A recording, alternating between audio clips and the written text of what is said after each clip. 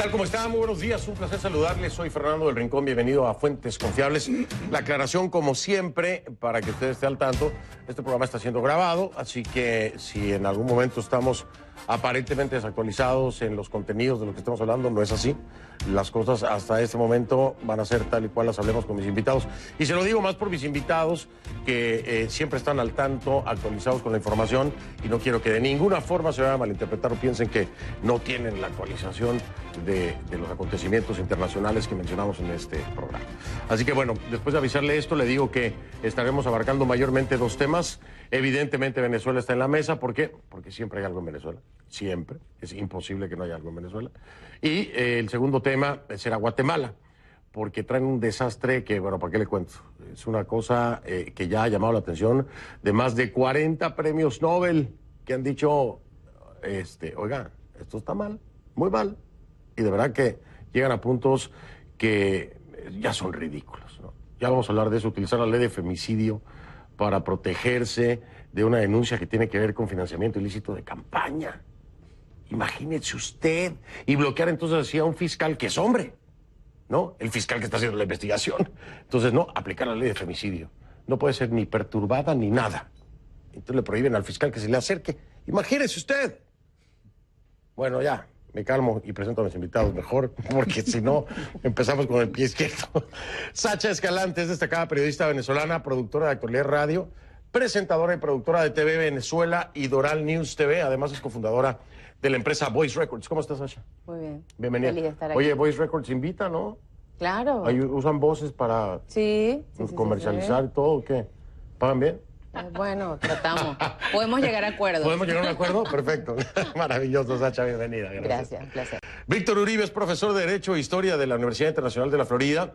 Es director del Departamento de Historia, experto en Historia del Derecho y ha dirigido un proyecto internacional de reforma judicial. Además ha trabajado en el área de derechos humanos. Profe, ¿cómo está?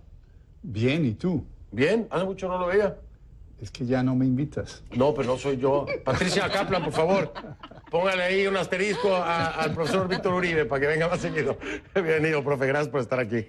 María Fernanda Silva, presentadora de A Primera Hora de Actualidad Radio, trabajó durante 11 años como reportera y presentadora de América TV, entre muchos otros menesteres. Mafer es de la casa, la conocemos de hace mucho. Mejor no cuentes mucho más, si no se cae la cédula.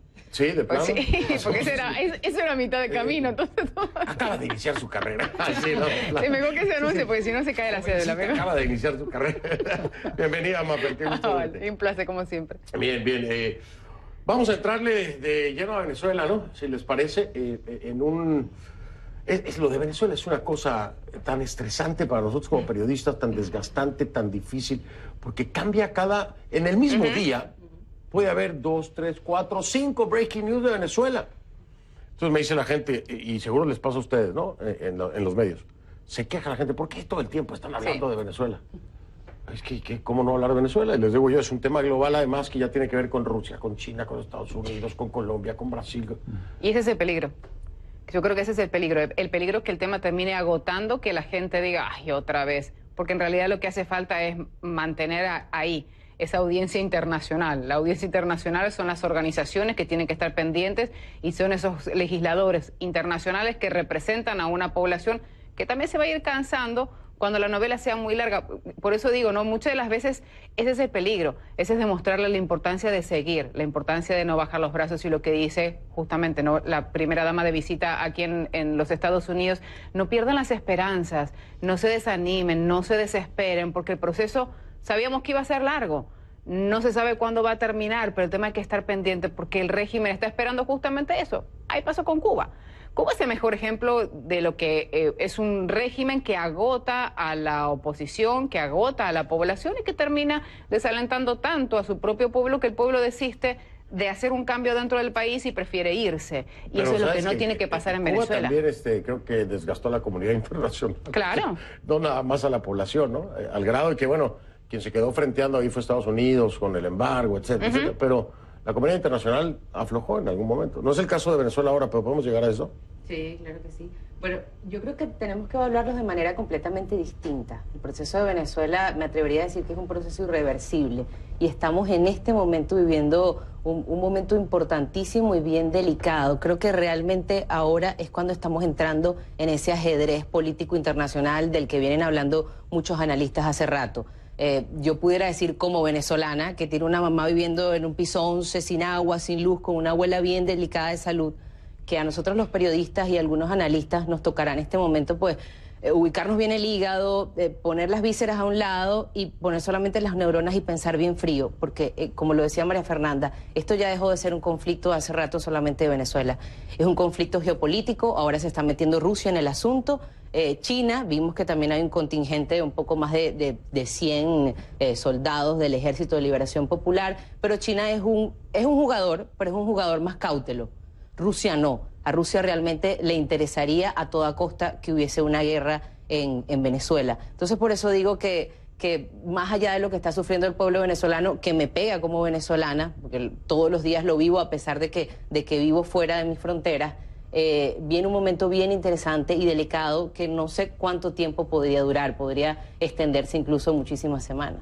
Pero ¿sabes qué? Yo quiero quiero agregar a tu comentario porque, a ver, a veces los conflictos de los países es como que nos pega a nosotros los venezolanos, nos pega a nosotros los mexicanos. Y no, el tema de Venezuela ya nos pega a todos. Claro. A mí, por ejemplo, me pega, y esto es compartirlo con ustedes en la audiencia, porque es cierto, como periodistas tenemos que ser muy centrados, muy cabeza fría, aunque realmente nos está impactando. Yo tengo una esposa que desgraciadamente se muere mi suegro, y mi esposa no puede ir a Venezuela. No puede ir a Venezuela porque está casada con un periodista que no es bien visto por el régimen y representa un riesgo. Y mi esposa no puede ir a darle el último adiós a su padre, ¿no? Así de grave es la cosa. O sea, y esto lo está diciendo un mexicano. Y te vas a México y encuentras venezolanos que tienen la misma situación, y en Perú un peruano porque la pareja, y empezamos en Colombia la misma historia, y a donde vayas hay o un peruano o un mexicano con una venezolana o un venezolano que ya también sufren y padecen la tragedia venezolana. Esto es muy importante. Esto es una crisis regional muy seria, porque como tú dices, ustedes lo viven en carne propia. Yo no soy venezolano, pero soy colombiano. Y tú sabes que la salida de venezolanos a Colombia es de 5.000 diarios. Hay días en que hay 30.000 personas pasando la frontera y permaneciendo en Colombia. Es decir, que en Colombia la crisis se siente en carne propia. Tú vas a cualquier ciudad colombiana, desde Bogotá, Medellín, las ciudades fronterizas todavía más, Cúcuta, y tú ves venezolanos por todas las calles, muchos de ellos haciendo colas para tratar de recibir servicios del gobierno. Otro tanto está pasando en la frontera con Brasil. Es decir, que esto es una crisis de grandes dimensiones, una crisis humanitaria tanto dentro como fuera de Venezuela. Y hay que seguir poniéndole atención al tema venezolano, no hay que agotarse de Venezuela, porque de nuevo es algo que nos duele a todos los latinoamericanos. Hay un tema, y tú mencionabas lo que le pasaba a tu esposa, y ¿por qué yo hago tanto énfasis en que esto ya le pasó a Cuba? Porque desde un comienzo siempre se dijo, esto no es Cuba, y van en camino porque Cuba está demasiado metido. Una de las muestras es lo que pasó hace días atrás, cuando escuchamos en una asamblea constituyente gritar paredón. Paredón. Gritar paredón al presidente. El allanamiento de la unidad de Juan Guaidó. Gritar paredón. Oye, pero ¿sabes qué, Mafer? Qué bueno que lo traes a la mesa, porque yo cuando oí lo de paredón, se me erizó la piel, ¿no? Claro, todo. Y entonces, en países como México o tal vez, no sé, Honduras o El Salvador, como que no entienden la contundencia de esa palabra. Es que ese es el problema. Los cubanos, cuando escucharon paredón, bueno, o sea, fue un escándalo. ¿Y por qué? Porque el paredón existió como tal. Durante la revolución de Fidel. Paraban a la gente y la fusilaban. Y lo fusilaban. Y eso es lo que estaban pidiendo para Juan Guaidó en esa asamblea constituyente. ¿Qué dicen? No son los violentos. Claro. Es que además eso, hay que explicarle una y otra vez la injerencia de Cuba, la injerencia ahora de Rusia y el peligro que representa para toda la región y la inestabilidad. Cuando escuchamos esa frase paredón, para quienes no lo entienden, cuando llega Fidel Castro, a todo aquel que era opositor, realmente lo pusieron contra una pared, no tuvieron juicio y los fusilaron, y allí están los videos. Eso era lo que estaban pidiendo para en una época de democracia. Eso es lo que estaban pidiendo para el presidente reconocido a nivel internacional por 50 países. Que en estos momentos una sociedad esté pidiendo asesinar a alguien, eso es lo que es inconcebible. Oye, lo dijiste bien, hay que decirlo de nuevo. Están pidiendo que asesinen a una persona. Eso es lo que están pidiendo. O sea, no es el paredón, no, es asesínenlo. Eso es lo que Sí, están en pidiendo. televisión nacional, además, la televisión del Estado. Sí. Y con, no sé, a veces me hacen unos escenarios tan enfermizos. Hay como una... Sí. ¿No le parece? Claro, se profe? habla de ese lenguaje de justicia popular, es otra expresión que se usó en la Asamblea Constituyente. Justicia popular, todos sabemos lo que significa en los regímenes comunistas. Justicia popular es ejecuciones sin juicio. Y en la plaza, Claro. y en la vista Y en de la todos. plaza y en la vista de todos. Pero también está el otro lado de la moneda, que es que aparte de azuzar a la violencia, están utilizando los mecanismos legales para acercar al presidente encargado, o como se le denomina al presidente Guaidó. Y están utilizando los mecanismos legales en una forma bastante sutil. Están, como ustedes saben, tratando de cuestionar sus finanzas, tratando de cuestionar el uso de dineros públicos o públicos de otros países en viajes al exterior. Y es muy posible que lo vayan a asfixiar poco a poco. Ya se ha dicho que queda inhabilitado para ejercer funciones públicas por 15 años. Lo que se viene más adelante van a ser unos juicios fiscales en que es muy posible que le confisquen sus propiedades y podría suceder que termine encarcelado bajo acusaciones de fraude fiscal, porque el régimen ha sido en esto inteligente, no ha entrado con fuerza desde un comienzo, como hubiera podido suceder, no lo han detenido, no lo han arrestado desde un comienzo, han tenido la paciencia de empezar a asfixiarlo y lo están haciendo legalmente, y yo pienso que lo que se viene muy probablemente va a ser una detención de Guaidó y una persecución de nuevo de sus propiedades y de las propiedades Pero de su quizá familia. no por la paciencia, quizás por la amenaza que saben que tiene desde la comunidad internacional y desde Estados Unidos. Sí, claro. Ejerce una presión, obviamente. definitivamente. Ahora, Obviamente. hay algo que tocaba un tema muy importante, que es los procesos legales, ¿no? Que estaría utilizando el régimen. De entrada, aquí hay una falla garrafal por parte del régimen en el tema del allanamiento de la inmunidad. No es una Asamblea Nacional Constituyente la que puede allanar la inmunidad. Tiene que ser la Asamblea Nacional. Pero ahora, hablando de la inteligencia que es el profe, si se dan cuenta en la declaración de la Constituyente, no se habla de allanamiento. Se habla de un permiso para continuar con la investigación en contra de Guaidó. Y eso hay que subrayarlo. Mucha gente se fue con la finta, como decimos en el país, Claro. de que le allanaron la inmunidad. Freno y para atrás. Revisen lo que dijeron. Aquí no dijeron que le allanaron la inmunidad. Hay un permiso para continuar con la investigación. Ahora, la pregunta es, con este merequetengue que hay... Sí, claro. Sí, porque uno no conoce a este, el otro no conoce al otro, yo te desconozco, Claro. no te conozco, nadie se conoce, ustedes son, nosotros somos. ¿Qué validez puede tener esto en Claro, este pero es que momento? además yo entiendo que quien no comprenda a fondo la situación venezolana puede decir, bueno, pero ¿cómo es esto? Me ha tocado con Porque con me lo dice el mismo lunes cuando Claro. la Asamblea Constituyente, o el martes creo que fue, ¿no? Sí. El día que fue, Sí, estuvo sí. Juan conmigo vía telefónica y me dice, yo no los conozco, Son ilegales, nosotros es una- a nosotros no exacto. existen. Y tú le preguntas al régimen, ¿cuál asamblea? No, están de desacato, no los conocemos. Entonces, ¿quién conoce a quién? ¿Dónde está la legalidad en el país en este momento? ¿Quién es el legal? ¿Quién es ilegal? O sea, ¿de qué depende entonces que haya un peso legal de un lado o del otro? Bueno, pero dependiendo a quién quieres escuchar.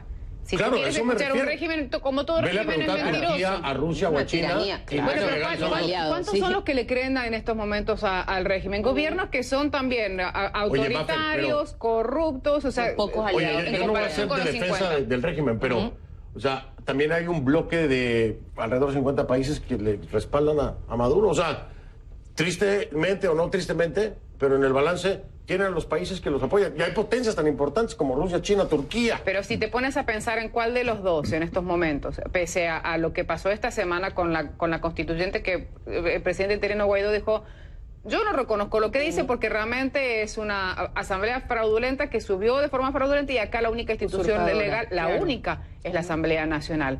¿Se presentan dónde? Se presentan en lugares públicos, se presenta en la propia asamblea. Está visible. ¿Quién no está visible en estos momentos? Nicolás Maduro. O sea, ¿cuál de los dos en estos momentos tal vez tiene más temor por lo que pudiera llegar a pasar? Y tal vez lo que están haciendo es midiendo a ver hasta dónde la comunidad internacional va a Sí, permitir, y claro. por eso tú decías, van a continuar con la investigación. Ayer varios periodistas con los que nos comunicamos habían pasado la noche en la puerta de la residencia del presidente interino a la espera de si van o no a arrestar. Todo el mundo está esperando a ver si lo van a arrestar. Y ya lo habíamos esperado el día que ingresó de Colombia a Venezuela y pensamos que le iba a hacer. Entró, le sellaron su pasaporte, bienvenido presidente, ingresó al país y esperado por varios diplomáticos después de la las Unión amenazas Europea. del mismo Diosdado Cabello. Sí. Por eso, lo que uno tiene que comparar es cuál de los dos está de forma pública trabajando y que sigue dando y empujando a ese pueblo, cuál de los dos no se sabe dónde está y está haciendo comunicados a escondidas. ¿Y esto qué quiere decir? ¿Cuál tiene la seguridad de lo que va a pasar en las próximas semanas? Y sobre todo, ¿quién está trabajando con la gente en las comunidades? Sí. No, vaya, en respaldo popular creo que a todo el mundo queda claro que lo tienes Guaidó. Pero cuando entran otros intereses, como Estados Unidos, como Rusia, o sea, y aquí hay que hablar de eso porque yo a veces no entiendo el mensaje de Estados Unidos. Para ser honestos, ya a estas alturas ya no me queda claro. Voy a hacer pausa, regresamos y abordamos entonces eso de que te amenazo, cuidado, ya hagas eso porque entonces te voy a dar, ¿eh? Y lo hacen y dicen, bueno, pero cuidado, si haces más sí te voy a dar, ¿eh? Y lo hacen. Y la próxima sí, y no pasa nada. Yo sí le digo, voy a pausa y vamos. Ya está.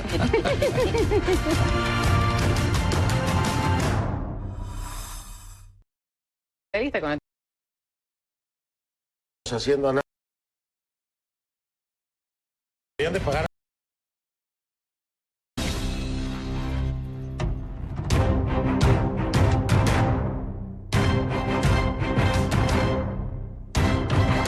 Deberían de pagar horas extras por hacer este programa. Porque en los cortes comerciales seguimos haciendo análisis y eso no se ve. Qué bueno, estás bien capitalista con el tema de la paga. Me encanta. Oye, pero te voy a contratar de manager. Vivo en Estados Unidos, o sea, cada minuto cuenta y es un billete, este es maldito capitalismo rapaz. O sea, hay que aprovecharlo. Vivimos aquí, ¿no? A donde fueres, haz lo que digas. Eso por el amor al arte. Y también para los invitados, ¿no? Claro. Horas extras. Yo le digo, necesitamos, que si no se va, y no acaba tostado, entonces. Oigan, entremos en esto que sí está bien tostado. Cada quien tiene una interpretación diferente. Viene, Estados Unidos empieza, el gobierno de Trump, la administración Trump, con unos mensajes bien contundentes. Todo el mundo dice, uy, en cualquier momento se meten. Antes de que llegaran los rusos, ¿no? En cualquier momento se meten, y sí. Después llegan los rusos y se enojan. Oye, no pueden estar ahí. Cuidado con lo que están haciendo. Entonces, sí, ya se van a meter. Y entonces ahora hasta los chinos ya están allá adentro. Y Estados Unidos sigue amenazando, pero no haciendo, ¿no? La realidad es que ya hay un bloque, bueno, si tomamos en cuenta los cubanos, bueno, ya son 3 países los que están metidos en Venezuela apoyando al régimen. Sí, ni hablar de Irán, Turquía. Por eso, te hablo de los que son obvios, ¿no? Cuba, Rusia y China. Y dices, oye, espérame, Estados Unidos, ¿cuánto? ¿Va a seguir amenazando? ¿Cómo? ¿Qué tiene que llegar medio planeta a Venezuela a apoyar al régimen para que Estados Unidos cumpla la amenaza o no? Esa es la pregunta que muchos se hacen. Y Elliot Abrams sale a decir, no, es muy prematuro hablar de la 187. Ok, entonces, what the hell? Digo yo. Entonces, la gran pregunta. Pero con la llegada de Rusia, creo yo que podría significar un escalón más a esas acciones que todos nos preguntamos, bueno, y finalmente, ¿cuándo se van a poner sobre la marcha en Venezuela las acciones que está estudiando Estados Unidos? Porque el contingente que llega de Rusia llega a la mitad, evidentemente, a meterle mano a todo lo que es el sistema de defensa, el sistema antiaéreo que tiene Venezuela, que por supuesto se lo compraron a los rusos, que es el equivalente, como yo siempre digo, que comprar la impresora. Podemos comprar la mejor impresora, que fotocopie, que haga el escáner, pero el problema y el rollo está cuando se nos acaba el tóner. Ese es, digamos que, el negocio de Rusia, el interés ¿por qué? que ellos... ¿Porque no saben ni cómo cambiarlo? ¿O porque No. ¿O porque no lo puedes conseguir? ¿Tú no has comprado un tóner? No, porque es el tema. ¿Ah? Espérame, no, es que No. las baterías antiaéreas, no sé si la sepa usar la milicia venezolana. Por eso, claro, pero tienen que traer al Rusia ruso está para allí. cambiar el tóner. Por eso, y para que te lo compres. Entonces, es el equivalente. Y la otra mitad del equipo de Rusia que está allí, hay muchos expertos, incluso estadounidenses, que aseguran que tienen un centro de poder en la Orchila y que desde allí es donde están llevando el mayor ataque, digamos que cibernético. O sea, están generando matrices de opinión, incluso en contra de Guaidó, o incluso para que la gente también que está asfixiada, sin luz, sin agua, sin medicamentos, sin comida, diciendo, bueno, pide ya el 187, sin tomar en cuenta las otras opciones. Entonces, probablemente la llegada de Rusia o la injerencia de Rusia absolutamente abierta puede significar un escalón más a lo que está esperando Estados Unidos para actuar. Yo lo que te decía, para mí está todo ligado, y en la política nada es casualidad, muchísimo menos cuando está Rusia, Vladimir Putin de por medio. Y recién les comentaba en el corte, creo que no es coincidencia que el viernes se dé a conocer el informe Mueller, que el fiscal especial después de 2 años está dando a conocer una investigación para determinar si Rusia interfirió o no en las elecciones del año 2016. ¿Y si Trump tuvo algo que ver o no? El fiscal dijo, no voy a hablar sobre la posible obstrucción de la justicia, y ahora el Congreso está determinando porque quieren el informe completo y están llamando al fiscal a decir porque queremos saber la historia completa. Esto que puede conllevar desde sanciones adicionales para Rusia, desde complicar la situación para Rusia en la posición. Rusia aparece con soldados el sábado. El viernes se da a conocer el informe, el sábado aparecen militares rusos. Y si nos miramos hacia atrás, tal vez no es en la forma en la de presionar como lo hicieron en su momento con el tema Cuba para que Estados Unidos tenga que negociar con Rusia la situación que se está viviendo en un tercer país. Eso me parece que por un lado, porque todavía estamos a la espera, pasaron 2 semanas ya de que se dio a conocer, de que se finalizó el informe para determinar el tema ruso, y acá en los Estados Unidos no se hizo absolutamente nada. Mientras tanto se dice, seguimos teniendo toda la situación arriba de la mesa, pero también hay otro punto.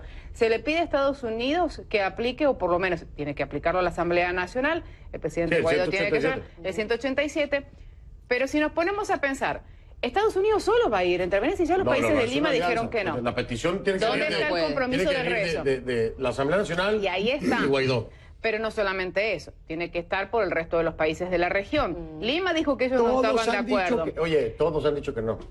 Y ahí está el problema. ¿Qué voy a hacer yo, Estados Unidos? ¿En serio, después de que la región me dice que no, que estamos cooperando? Yo me voy a ir, me voy a ir a interferir, voy a llevar las tropas para allá. Necesitamos... Espera. María Fernanda, estamos en otra época. Estamos en otra época y tiene sus situaciones. ¿Cuántas decisiones unilaterales ha tomado Estados Unidos en cualquier ámbito, sin importarle la opinión de la comunidad internacional? Muchas, pero yo creo que en este caso particular van a tratar de estirar las amenazas hasta que nos cansemos de las amenazas. Porque es realmente muy difícil imaginarse un escenario de confrontación militar en Venezuela.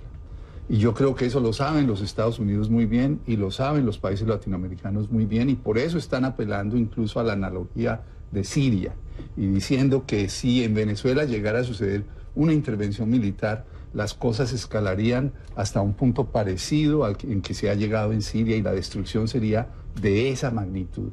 Yo lo que pienso es que al final quienes van a tener el destino de Venezuela en sus manos son los mismos venezolanos.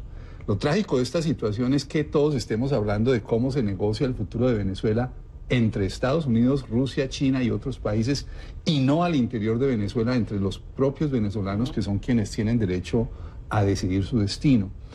Y lamentablemente lo que sabemos es que, aparte de la confrontación legal que está sucediendo, ese tema que hablábamos ahora de quién es el gobernante legítimo, si es la Asamblea, si es la Constituyente, si es Guaidó, si es Maduro.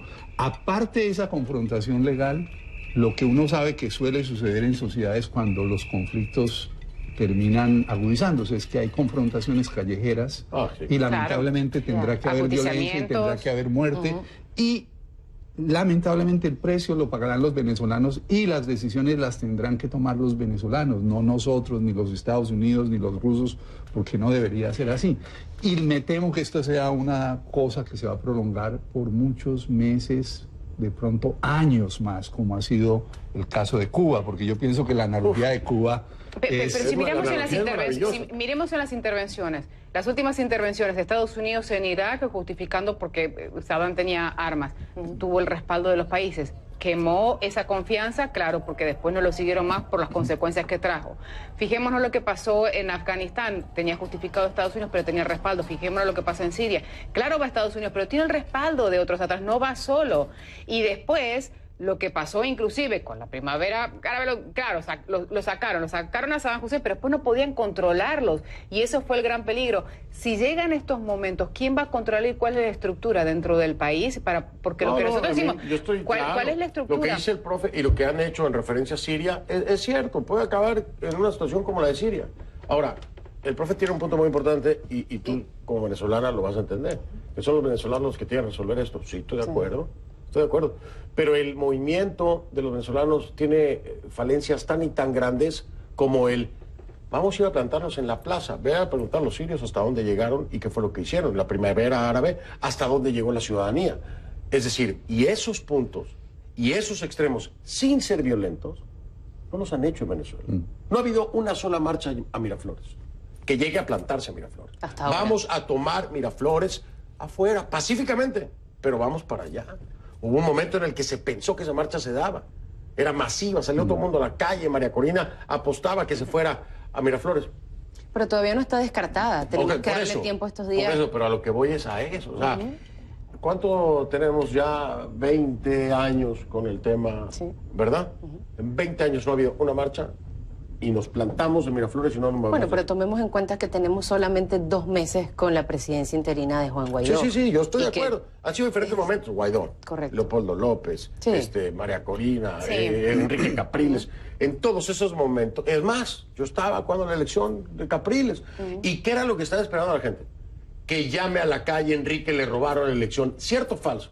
Y Enrique, no vamos a la calle. Por el costo de las vidas. Mira, hay un riesgo, y hoy a la mañana lo discutíamos, si se llega a aplicar la 187, ¿cuáles son los militares? Que justamente es la que avala, ¿no? Y le hablábamos con un juez del Tribunal Supremo en el exilio.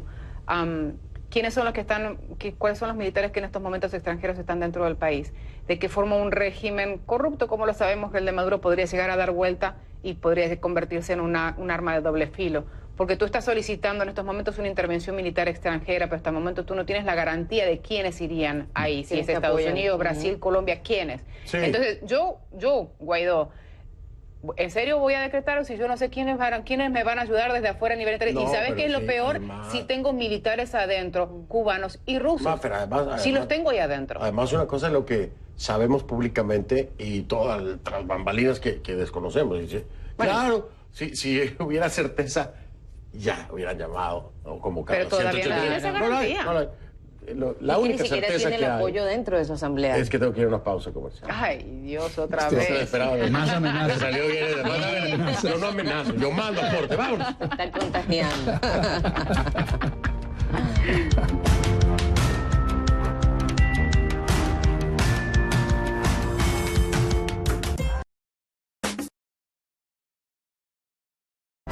Insisto, el tras bambalinas de esto es buenísimo. Buenísimo. Es 3X, ¿no? Habías hablado de eso, lo del Facebook Live, pero también tenías No, pero... su riesgo. Es cierto. Bonito. Horas Acuérdate que extras. vivimos en un capitalismo rapaz. Salvaje. Y salvaje. Hay que aprender de él. Y hay que Pues si no, pagar no las cuentas. sobrevives. Tienes razón. Te aplasta. Te aplaudo. Sí. Acá en cualquier lado. Ve, pregunta allá en Miraflores. Te Mira. dan una cátedra de cómo te aplasta, te destruye. No, hay que tener cuidado. ¿No? Pues sobrevivir. Bueno, vamos a cerrar Venezuela, si les parece. Me sorprendió muchísimo una plática que tuve, no con Rotondaro no, con el general Rotondaro no, con otro Estuvo muy militar que buena. no me acuerdo ahora. Bueno, no me hagas hablar. Pero, gracias, Mafe. Pero me sorprendió mucho que me dice este militar, está en Colombia también. Digo, oiga, ¿y ustedes qué esperan? Nosotros lo que esperamos es que Guaidó nos reconozca como Fuerza Armada, aunque sea en el exterior. Para entonces tener una estructura real que nos den la capacitación y el armamento para regresar y recuperar nuestro país. Y yo me quedé como que, hey, tú sabes que no es tan mala idea. No. Y serían venezolanos recuperando su país y se arreglaría entre venezolanos. Es algo que no he visto nunca en la historia, profe. ¿Qué piensa? Pues volvemos a cosas parecidas a lo de los contras en Nicaragua en su momento. Se trataría de unas fuerzas armadas venezolanas que harían las veces de guerrillas contra un régimen comunista dictatorial y que tendrían que pasar varios años de pronto dando bala para poder derrocar al régimen. Y lamentablemente ese es un escenario que no es descabellado. Es muy posible que hacia allá se dirijan las cosas en algún momento.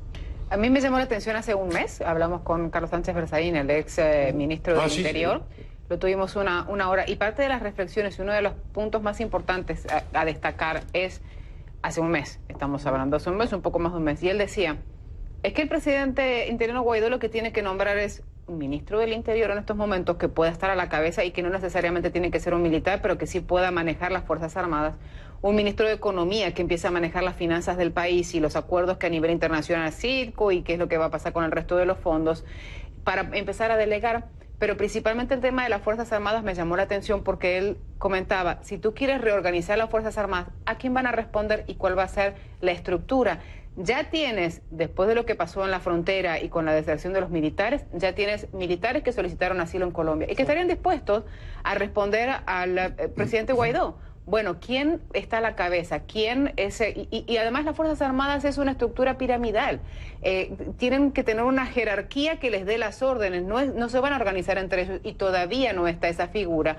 Y no va a ser solamente del presidente Guaidó. Guaidó está en muchas otras cosas. En estos momentos sí él necesita por lo menos ir armando su estructura de ministros para que empiecen a dar órdenes, para que lo reestructuren. Inevitablemente necesita el ministro del Interior, necesita quien esté al frente de las Fuerzas Armadas, y me parece increíble que ahora, un mes después que hablábamos sobre esto, los mismos militares están diciendo, bueno, ya renunciamos, ya nos pasamos del otro lado, ahora necesitamos una figura a quien seguir y quien nos esté dando las órdenes. Y que lo reconozcan como una fuerza armada. Claro, es que sin duda, yo recordaba aquel discurso de Guaidó, cuando justamente él decía, por favor, impriman todos en sus casas la fulana ley de amnistía.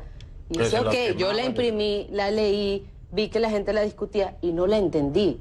Yo decía, ¿qué es lo que realmente tú le estás ofreciendo a estos militares para que den el paso y vengan contigo? No hay claridad. O sea, si hay un punto flaco que yo le pudiera, digamos, que criticar al presidente Guaidó sería justamente ese, porque sí hay militares que han dicho, estoy del lado de la democracia. Hay militares que se han pasado. Hemos visto prácticamente promociones completas que han sido detenidas porque se han sublevado. Hay un montón de cosas que no sabemos, pero yo digo, ¿y cómo se van a organizar? De ahora en adelante, ¿qué hacen? También las familias de esos militares que quedan del otro lado. Es que yo se lo dije a Guaidó en Colombia. Le decía yo, está bien la ley de amnistía, ¿no? Pero ¿y qué seguridad le dan ustedes a las familias de esta gente? Claro. Pues vente para ante acá, esa tiranía si que me reconoces, no te vamos a acusar de cualquier crimen que hayas cometido por seguir las órdenes del régimen. Ok, no es me voy para allá. Oye, me amenazaron con que van a matar a mi familia, van a encarcelar a mi mamá. ¿Y qué me puedes dar? No habíamos pensado en eso. Pero es increíble que Colombia tuvo que agarrar la bandera de eso para saber qué tenían que hacer y qué trato les tenían que dar y qué tipo de asilo. Sí. O sea, eso tuvo que hacerlo Colombia. No lo hizo el presidente Guaidó, lo hizo Colombia. Pero porque Duque fue maravilloso. Duque no había dicho nada. Cuando yo hablo con Duque en Colombia, yo sí se la solté a rajatabla y le digo, oiga, ¿y Colombia qué está? ¿Usted va a recibir, le van a dar asilo a los militares que lo soliciten? Y me dice, y ahí sí, el paquete fue grande y la soltó Duque. Me dice, sí, los estamos esperando con los brazos abiertos. Y dije, wow. Y lo ha hecho. Claro, y después dijeron, ok, ¿qué tratamiento entonces y cuáles son las garantías justamente en el caso para traer a su familia? Pero ahí ya no es Duque. Claro que ahí no. Ya Guaidó también, ahí tiene que meter la mano. Tiene que meter la mano Guaidó, porque, o sea, vente a jugar conmigo. Ajá, sí, pero y me están rompiendo las patas, ¿no? Entonces ayúdame, dame unas espinilleras, porque si no, no le entro a los penales. Bueno, después hablamos de fútbol. No me hable de fútbol. Oye, vamos a dejar ahí no nos vamos a tiempo extra con Venezuela, lo dejamos ahí, en el marcador 0-0. Bueno, no es el último, no sé. En el marcador, ya no sé ni cómo va. Nos pasamos a